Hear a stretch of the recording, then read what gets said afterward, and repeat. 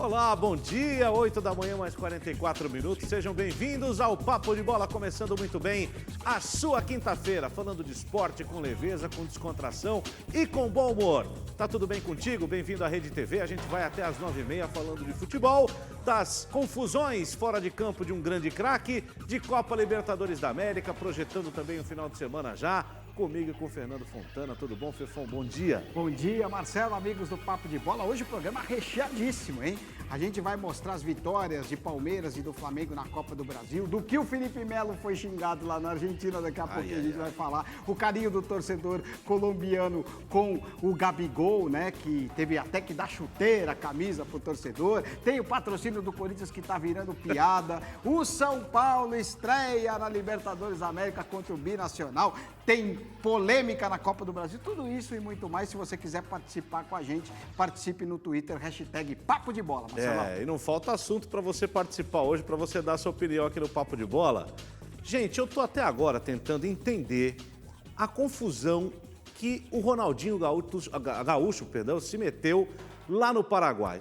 Tava indo dormir ontem, meia-noite, 1 da manhã, de repente no Twitter lá, Ronaldinho. É que ele e o irmão, Ronaldinho Gaúcho e o irmão dele, o Assis, que foi jogador também, foram detidos no Paraguai, portando passaportes falsos, segundo o governo local, o Ministério Público local, que inclusive fez o favor de publicar as imagens, os documentos dos caras. O Ronaldinho, que é o rei do rolê aleatório, essa eu realmente não esperava. Eles foram abordados num hotel de luxo em Assunção, na capital paraguaia, e as autoridades locais foram informadas pelo hotel, aliás, pelo aeroporto, da irregularidade com os documentos dos dois. E como tinha muita gente para receber o Ronaldinho, eles esperaram todo mundo ficar tranquilo, todo mundo ir embora para poder agir. E a polícia também informou que prendeu o empresário Vilmon de Souza Lira, que é o acusado de fornecer esses passaportes falsos para Ronaldinho Gaúcho, gente, um dos maiores jogadores de futebol de todos os tempos. Eu tô até agora tentando entender, Fefão, porque é o seguinte, para entrar no Paraguai não precisa passaporte. Não. O Paraguai faz parte do Mercosul. No último final de ano, no meu Réveillon, eu fui lá fazer minhas comprinhas. Fui para Foz do Iguaçu e fui para lá 2 vezes em uma semana. Entrei, saí, tranquilo, levei o passaporte, mas não precisava dele, porque só com o meu RG eu poderia entrar. Mesmo com um avião, se você não tiver o seu passaporte, você vai para o Paraguai, para qualquer destino no Mercosul, sem o seu passaporte. Até aí tudo bem, esse é o passaporte brasileiro dele, beleza? Mas pra que o Ronaldinho quer um passaporte paraguaio? Eu não sei, é aquela história, né? Se fosse um passaporte europeu, italiano, português, até entenderia. Mas um paraguaio, inclusive ele vai prestar depoimento hoje, né? Ele ficou detido no hotel, não precisou ir para a delegacia para dormir lá. E aí ele ficou detido no hotel e vai prestar depoimentos hoje. Os documentos foram apreendidos, tanto passaporte quanto carteira de identidade também.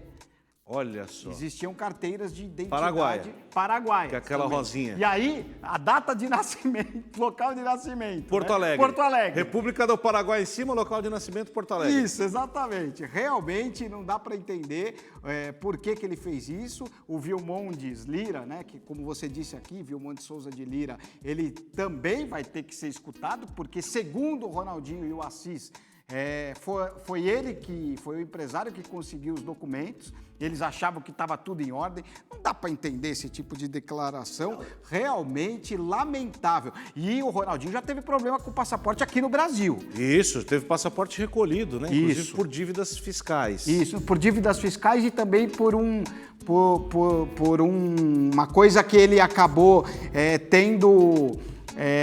comprou um sítio lá e não podia usar uma área determinada, isso, verdade, ambiental, né? Por causa de um problema ambiental. Ele não pagou e por causa disso. E já foi devolvido, tá? O passaporte dele foi devolvido pela Polícia do Brasil. E ele é embaixador, né? Ele é embaixador do turismo no Brasil, né? Ai, meu Deus do céu. Muito bem.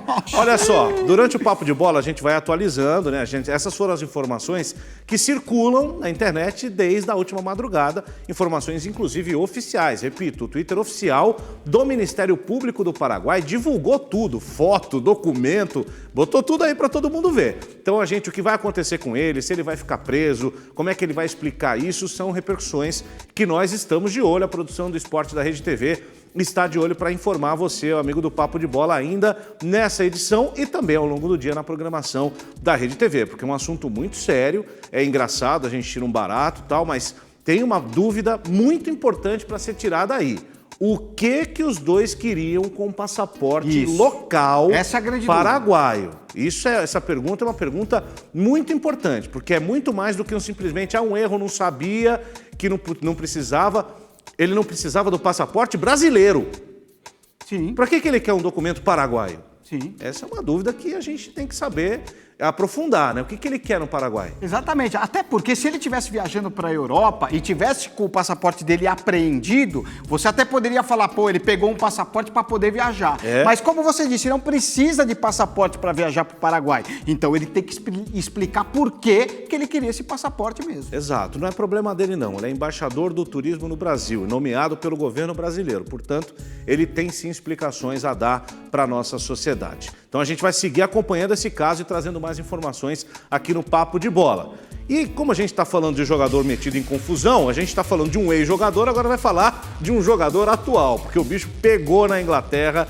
Uma reação incrível do Eric Dier, jogador da seleção inglesa, jogador do Tottenham, que foi eliminado ontem na Copa da Inglaterra pelo Norwich, que é um dos últimos colocados da Premier League. O jogo foi disputado, a disputa da vaga foi nos pênaltis e o Tottenham perdeu. Com o protesto de alguns torcedores, você está vendo o Dier ali no meio da confusão, essa cabecinha balançando ali, ó, tá aí, ó, o Eric Dier, que foi para arquibancada, bicho, para tirar satisfação, para bater nos caras lá. E a Federação Inglesa disse que vai investigar o caso, existe uma suspeita de racismo. O técnico José Mourinho, técnico do Tottenham, comentou o assunto, né, Fefão? Em vez de jogar água, ele jogou fogo, né?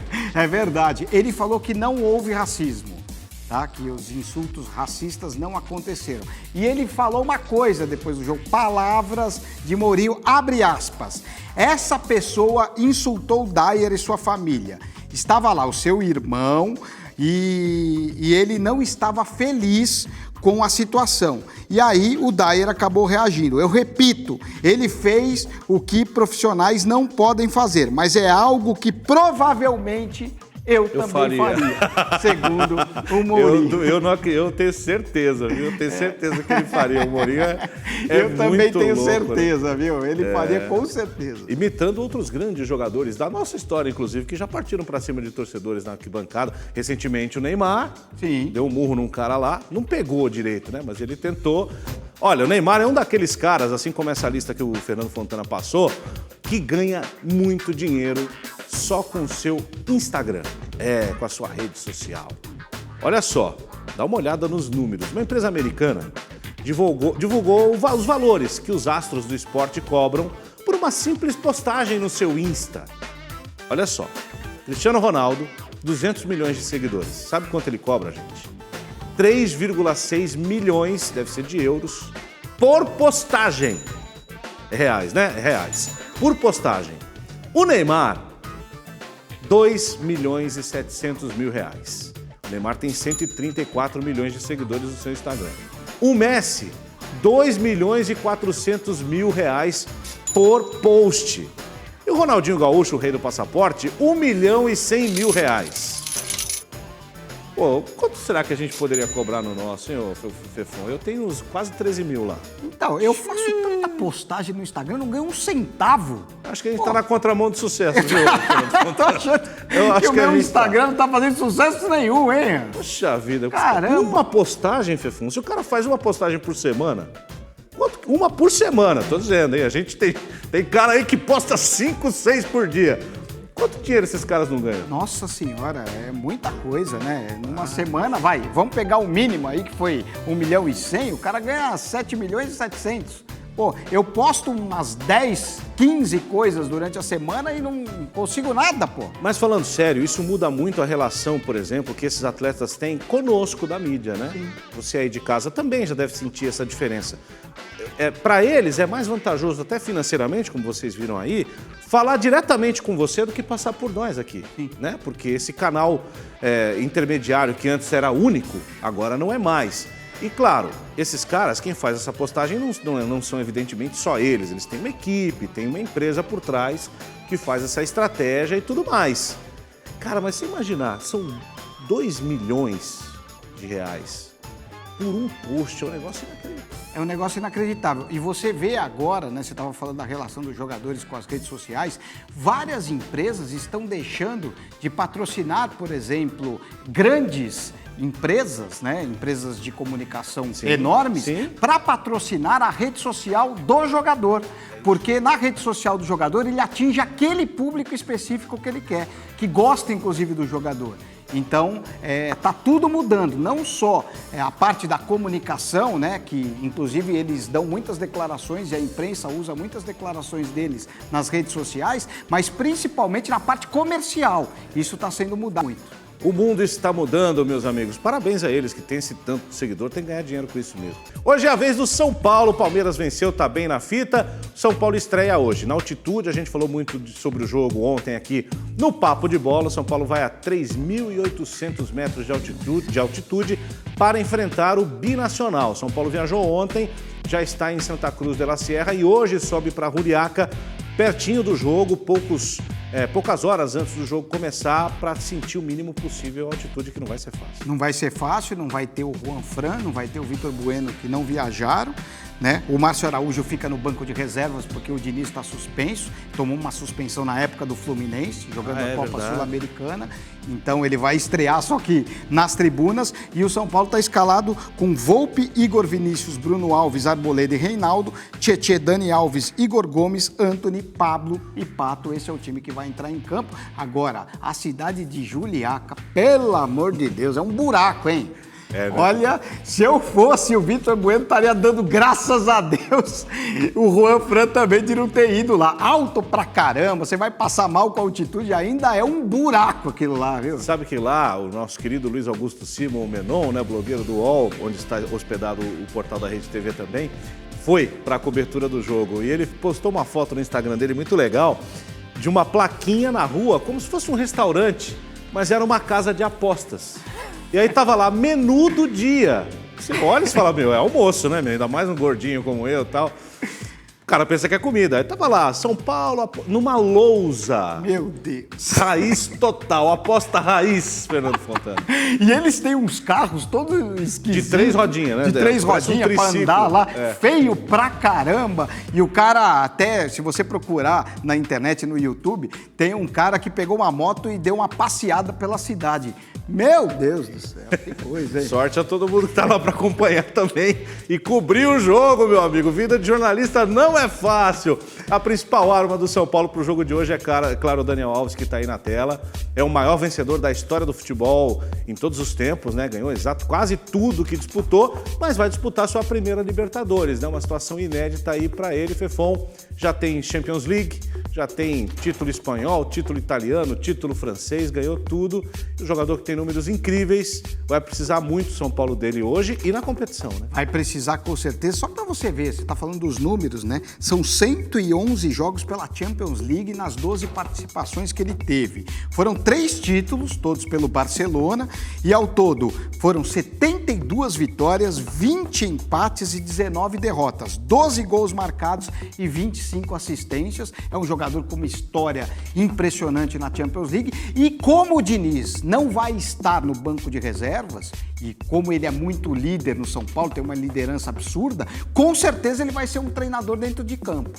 Eu acho que o São Paulo vai poder usar muito o Dani Alves nesse jogo, até por causa da altitude, né? Para desacelerar o time, para poder dar orientação para os mais novos. Eu acho que ele vai ser um treinador ali, vai comandar o time dentro de campo pela experiência. É isso, boa sorte ao tricolor nessa parada difícil aí, lá na altitude de Juliaca, no Peru. Jogo às 9h10.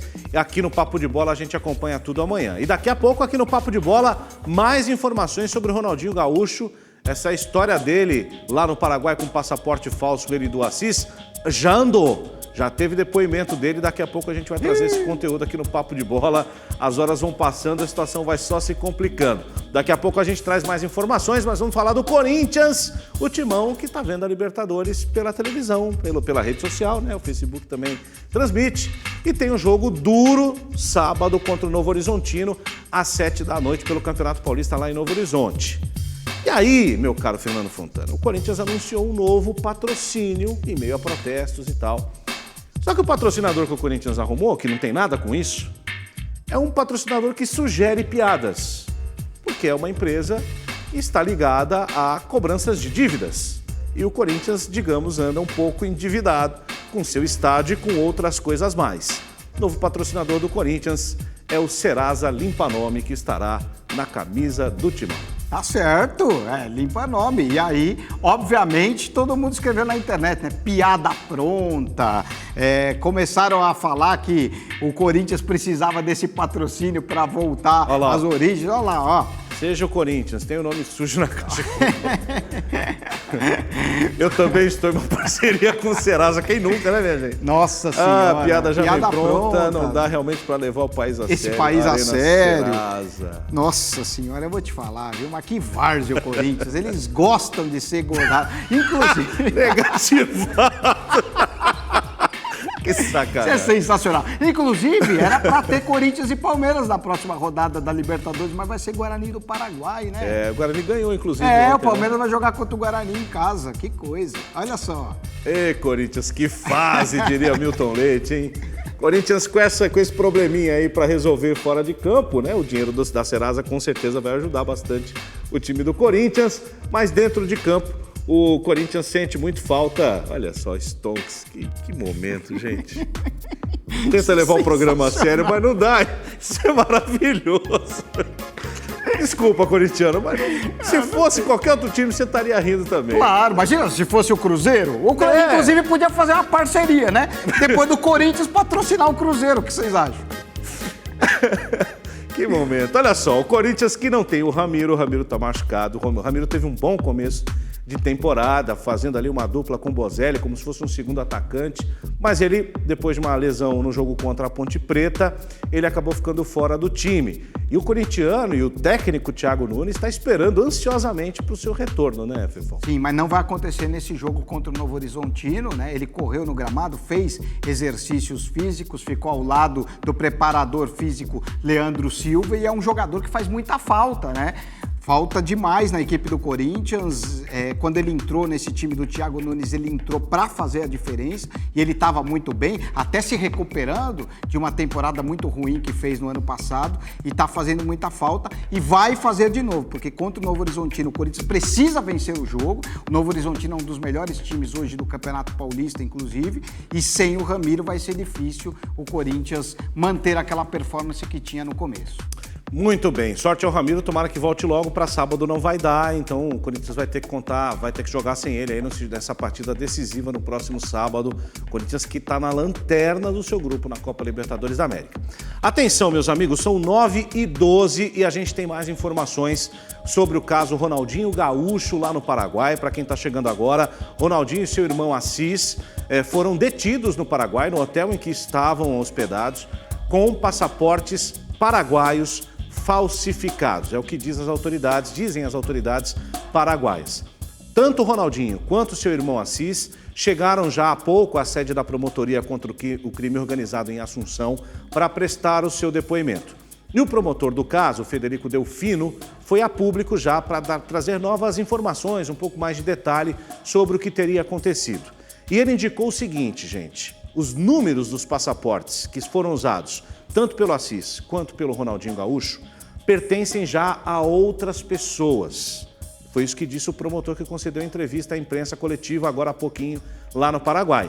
Esses documentos foram retirados em janeiro e entregues a Ronaldinho e a Assis assim que os dois chegaram ao Paraguai, o que entra em contradição com a primeira versão que os dois falaram ainda no hotel. O Ronaldinho Gaúcho teria dito, né, segundo o ABC Color, que é o maior jornal de esportes do Paraguai, teria dito à polícia que recebeu os passaportes ainda no Brasil. E aí, segundo o promotor, isso não é verdade. Eles receberam os passaportes quando desembarcaram em Assunção, o que faz sentido, já que, repito, não é necessário passaporte para entrar oficialmente no Paraguai. Então, está muito mal contada essa história, Fefão. Eu, sinceramente, temo pelo desdobramento. Eu também ainda... Fica agora, aumenta as dúvidas, né? O que ele queria com o passaporte? Porque se ele não pegou o passaporte aqui no Brasil e pegou lá, é porque tinha alguma segunda intenção. Pois é, isso. Né? Ele foi lá, tudo bem, para lançar um livro, para fazer um evento social e tal, participar de um evento social, mas tinha alguma outra intenção para que ele tirasse o passaporte lá, porque isso não é normal. E se a polícia chegar a um consenso de que ele cometeu um crime, ele vai ter que ser punido.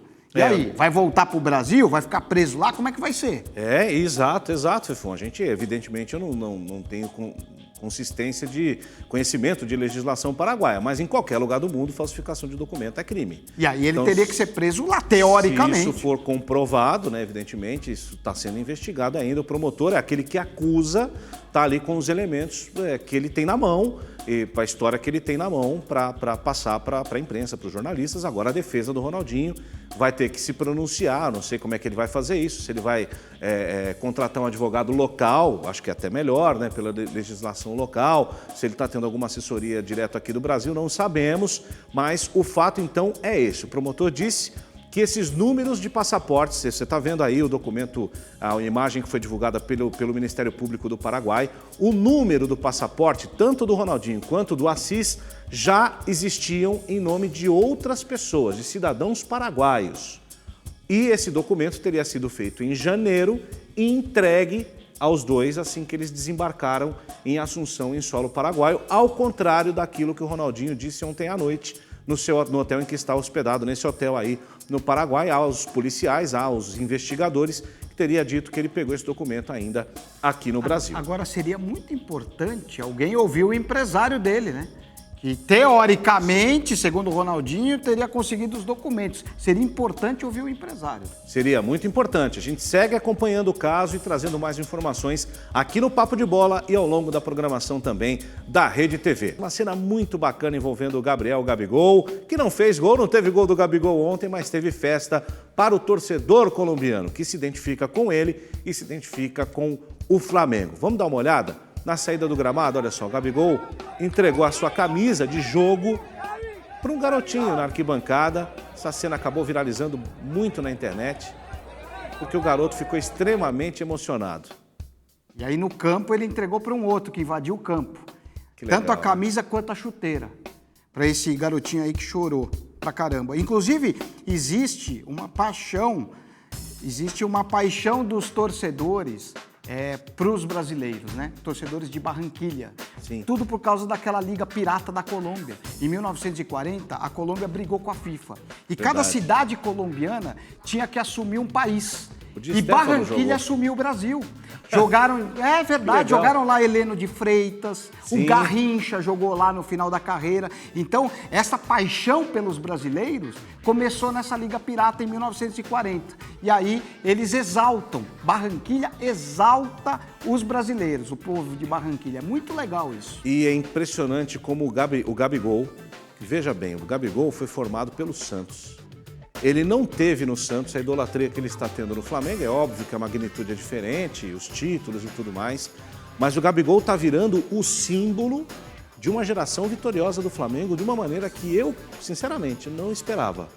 Pelo jeito dele, acredito que ele mudou também algumas coisas no jeito dele. Mudou. O Gabigol era muito marrento. E ele parece que entendeu a sua função e posição de líder. Olha a foto do menininho, que legal, né? Já com lágrima nos olhos. Recebendo a camisa do Gabigol. E quando você vai para fora do seu país, eu acho difícil o jogador ter essa noção quando está aqui. Você vai para fora do seu país e recebe um carinho desse, era a camisa de treino até do Gabigol, né, de aquecimento, né, não era nem a camisa de jogo. E você toma ciência de que tem crianças num país a quilômetros, milhares de quilômetros de distância do seu local de jogo e que te ama, pô, é um negócio que deve ser muito legal, né? É muito legal. E o Gabigol, ele se dá muito bem com os pequenininhos. Teve um jogo também que vários palmeirenses, num jogo contra o Palmeiras, ele estava no túnel para entrar aqui pelo Flamengo. Em São Paulo, isso, né? Exatamente, aqui em São Paulo. E aí os garotinhos todos cercaram ele e ele foi atendendo um por um, dando autógrafo, brincando com os garotinhos e tal. Então, quer dizer, essa relação dele com a meninada, com a molecada, é muito legal. E o Gabigol tá virando aí um dos grandes ídolos do futebol brasileiro. Exato. Isso é muito importante. Tá faltando só um pouquinho mais de seleção, né? seu Tite? Tá na hora de convocar o moço para jogar, né? Porque o cara é o melhor centroavante que a gente tem no Brasil já há pelo menos 1 ano e meio.